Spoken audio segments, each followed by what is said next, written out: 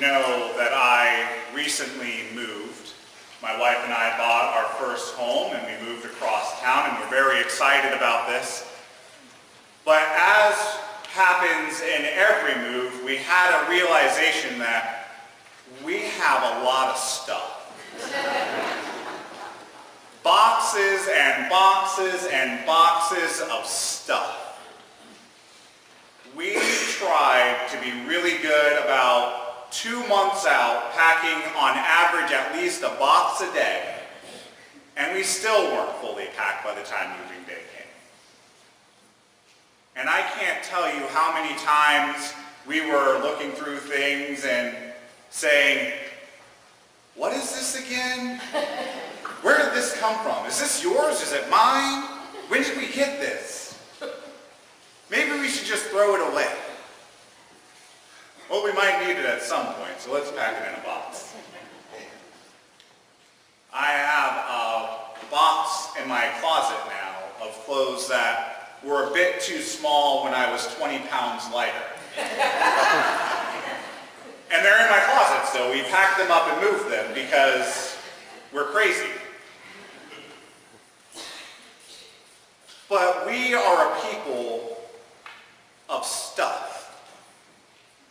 I'm sure that my experience is not unique to me. I'm sure that most, if not all of you, can relate, at least on some level, to this feeling of, why don't we just get rid of it? But really, why don't we just get rid of it? We hold on to it for some reason. It has sentimental value. This was a present from my great aunt so-and-so, and I couldn't possibly part with this. And, oh, that's the shirt I wore when I did my first whatever. I can't possibly get rid of that t-shirt that I haven't seen in 5 years and forgot existed until just now. We do this to ourselves so often. We become congested with stuff. And I think that's why we hear from the book of the prophet Malachi this morning. Which one, most of you knew I was going to mention at least something about Malachi this morning, because that's my son's name. So obviously I'm going to talk about Malachi. But it's just such a good lesson for us here in the second Sunday of Lent as we're getting ready to approach the manger, and we are just laden down with our spiritual and metaphorical stuff. And here's the prophet Malachi saying that when the Lord comes, he will come with a refiner's fire and fuller's soap.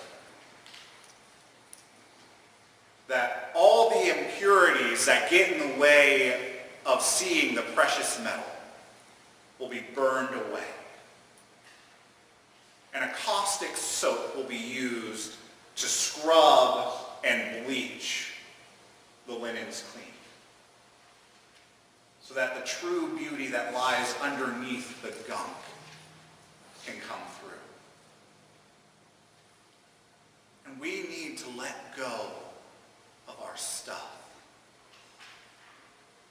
Whether it's our material stuff, which there's nothing wrong with having material possessions. They're good and they're nice and they serve a purpose.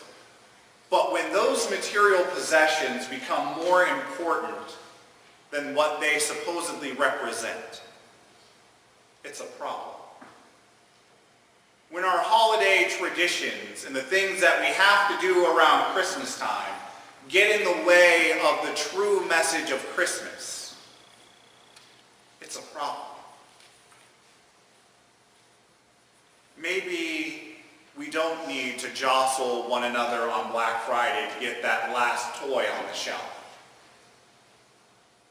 Maybe we don't need to scramble to make sure our house is perfectly clean before the whole family comes over for Christmas dinner, or at least shove everything in the closet no one opens so that all of our stuff is hidden. Maybe if people come over to a house and it looks lived in. That's okay, because you actually live there. Maybe if we only get a few gifts instead of 5,000 gifts for our families this year, it's okay. I remember reading a few years ago that at that time, if Americans spent 10% of what they spend on Christmas, we could solve the world's water crisis. Just 10% of what we spend on Christmas. But we're concerned about making sure that our loved one, how will my wife know that I really love her at Christmas time if I don't get her everything she put on her Christmas list? If my kid doesn't have 10 toys under the tree on Christmas morning, well, I don't know what will happen, because my son's birthday was just a few days ago and he was more excited by the balloons than any gift he got. And tissue paper that was in one of the presents. He just liked throwing the colorful paper up in the air. But we bend over backwards to buy gift after gift after gift. We spend our time searching for that perfect gift for someone when maybe it would be more of a gift to just be physically present with the people we love, instead of spending hours by ourselves in a store searching for just the right thing, or hours at a computer screen finding the best deal on Amazon or from Best Buy or wherever we're getting something. And maybe all of this is a complete distraction from what Christmas is really all about. Because, spoiler alert, it's not about presents. It's not even about spending time with family and loved ones. Christmas is about remembering that over 2,000 years ago, our God decided being separated from us was no longer good enough, and chose to come down and be born as a fragile human child, just so he could grow and live among us and break down whatever barriers we had built between us and God. As we approach the manger, we remember that Christ was born for us. That Christ was born to be our Savior,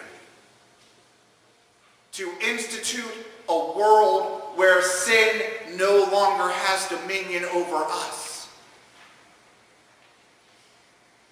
to let us know that there is a love that transcends any betrayal or experience we may have counter to love, to let us know that there's not a single thing we could ever do to separate us from God.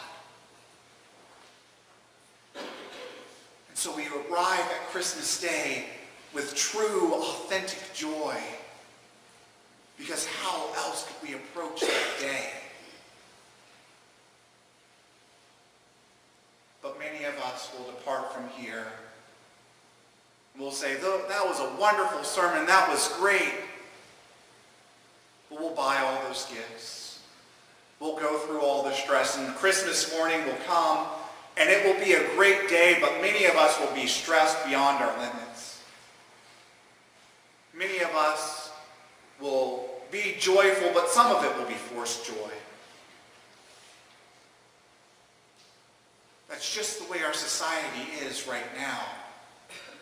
But what if we let go of all that stuff? What if we did the painful process of saying goodbye to the things we are holding on to for dear life, that at the end of the day aren't really worth anything? What if we allowed ourselves to then become the messengers of joy? See, the thing about the book of the prophet Malachi is we're not really sure if Malachi was his name or if it was just a title. Because the Hebrew word Malachi just means my messenger. And in the lesson we heard, it says, "See, I am sending my messenger ahead of you." I am sending Malachi ahead to prepare the way for the arrival of God. And so today, maybe we let go of some of our stuff. We realize that we are God's messengers today. We are the ones who should be preparing the way. And that way is not about making sure that the Christmas decorations on our house are as good as, if not better than, our neighbors. But it's about spreading the love of God to each and every person we meet. It's about letting the whole world know that there is something better than what this world is offering. And in just a few weeks, we will celebrate the nativity of our Lord. We'll proclaim the good news that God came to live among us. And today, God lives in each and every one of us.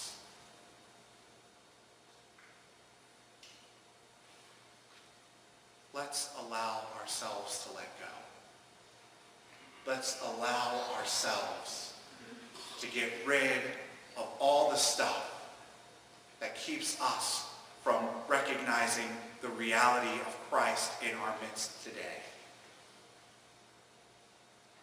And let's be the messenger that prepares the way for the rest of the world.